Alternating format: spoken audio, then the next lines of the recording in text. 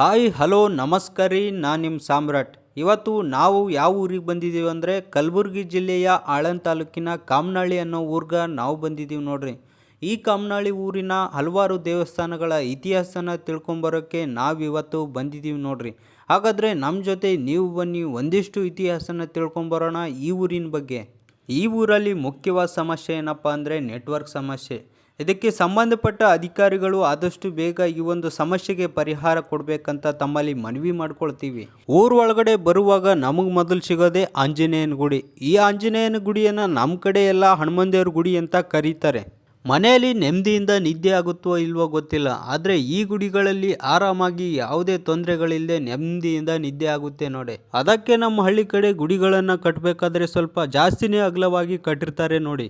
ಊರು ಚಿಕ್ಕದಾಗಿರಲಿ ದೊಡ್ಡದಾಗಿರಲಿ ಪರವಾಗಿಲ್ಲ, ಆದರೆ ಊರಲ್ಲಿ ಗುಡಿಗಳು ಮಾತ್ರ ಇರಲೇಬೇಕು.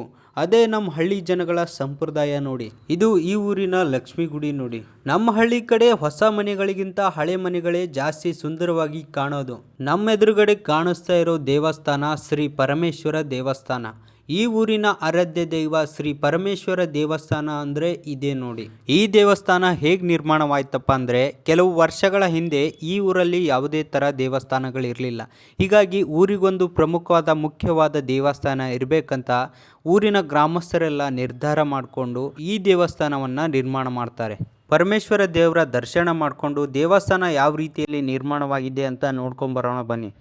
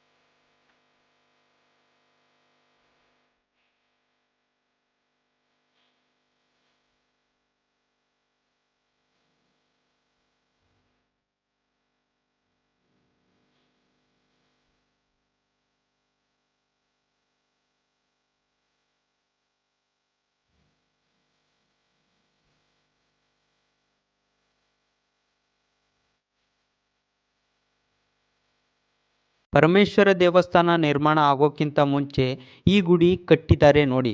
ಈ ಗುಡಿ ನಿರ್ಮಾಣವಾದ ಕೆಲವು ವರ್ಷಗಳ ನಂತರ ಪರಮೇಶ್ವರ ಗುಡಿ ನಿರ್ಮಾಣವಾಗಿದೆ.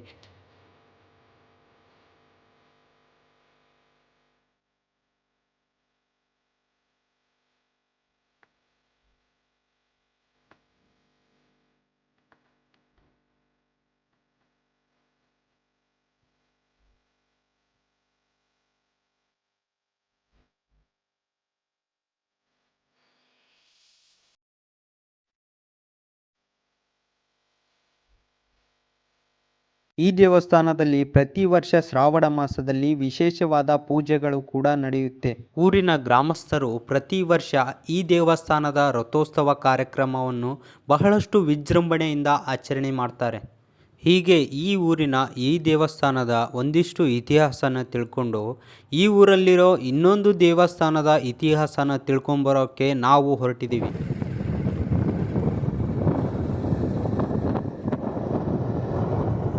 ಕಾಮನಹಳ್ಳಿಯಿಂದ ಸ್ವಲ್ಪ ದೂರ ಬಂದರೆ ಈ ಗುಡಿನ ನೋಡ್ಬೋದು ನೀವೆಲ್ಲ. ಈ ಗುಡಿ ಹೆಸರು ಸಿದ್ದೇಶ್ವರ ಗುಡಿ. ಸುಮಾರು 1325ರಲ್ಲಿ ನಿಜಾಮರ ಆಳ್ವಿಕೆಯಲ್ಲಿ ನಿರ್ಮಾಣವಾದಂಥ ಗುಡಿ ಇದಾಗಿದೆ ನೋಡಿ. ಈ ಗುಡಿಯ ಪೂರ್ತಿ ಇತಿಹಾಸ ನಮಗೆ ದೊರಕಿಲ್ಲ, ಹೀಗಾಗಿ ಈ ಗುಡಿನ ನೋಡ್ಕೊಂಬನ್ನಿ. ಇನ್ನೊಂದು ವಿಡಿಯೋದಲ್ಲಿ ಈ ಗುಡಿಯ ಪರಿಪೂರ್ಣ ಇತಿಹಾಸನ ಹೇಳೋಕ್ಕೆ ಪ್ರಯತ್ನ ಮಾಡ್ತೀವಿ.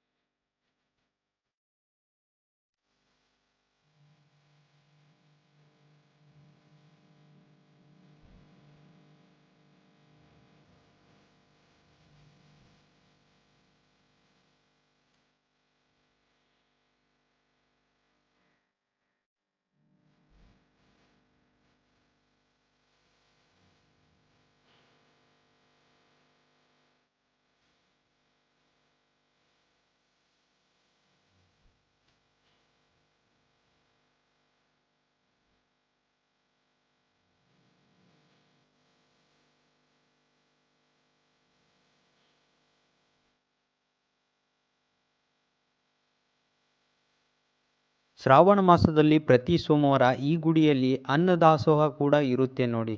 ಗುಡಿಗೆ ಬಂದು ಹಾಗೆ ಹೋಗಬಾರ್ದಂತ ನಾವು ನಮ್ಮ ಸ್ನೇಹಿತರೆಲ್ಲ ಸೇರಿಕೊಂಡು ಸ್ವಲ್ಪ ಅನ್ನ ಪ್ರಸಾದವನ್ನು ಸ್ವೀಕಾರ ಮಾಡಿದ್ವಿ. ಈ ಗುಡಿಯ ಇತಿಹಾಸನ ತಿಳ್ಕೊಳ್ಳೋಕ್ಕೆ ಈ ಗುಡಿಗೆ ಬಂದ ಕೆಲವೊಂದು ಭಕ್ತರಿಗೆ ಈ ಗುಡಿಯ ಇತಿಹಾಸನ ಕೇಳಿದ್ವಿ, ಆದರೆ ಪರಿಪೂರ್ಣವಾಗಿ ಈ ಗುಡಿಯ ಇತಿಹಾಸ ದೊರಕಿಲ್ಲ ನಮಗೆ. ಹೀಗಾಗಿ ಈ ಗುಡಿಯ ಪರಿಪೂರ್ಣ ಇತಿಹಾಸನ ತಿಳ್ಕೊಂಡು ಮುಂದಿನ ವಿಡಿಯೋದಲ್ಲಿ ಈ ಗುಡಿಯ ಇತಿಹಾಸನ ನಿಮಗೆಲ್ಲ ತಿಳಿಸ್ಕೊಡ್ತೀನಿ.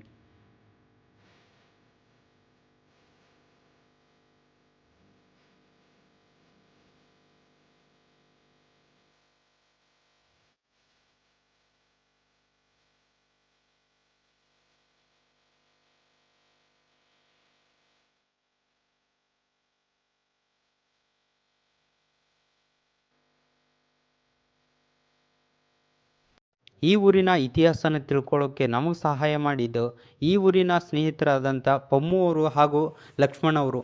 ಇದೇ ಥರ ನಿಮ್ಮೂರಿನ ದೇವಸ್ಥಾನಗಳ ಇತಿಹಾಸವನ್ನು ನಮ್ಮ ವಿಡಿಯೋಗಳ ಮೂಲಕ ಜನಗಳಿಗೆ ತಲುಪಿಸ್ಬೇಕಂದ್ರೆ ನಮ್ಮ ಕಮೆಂಟ್ ಬಾಕ್ಸಲ್ಲಿ ನಿಮ್ಮೂರ ಹೆಸರನ್ನ ಕಮೆಂಟ್ ಮಾಡಿ.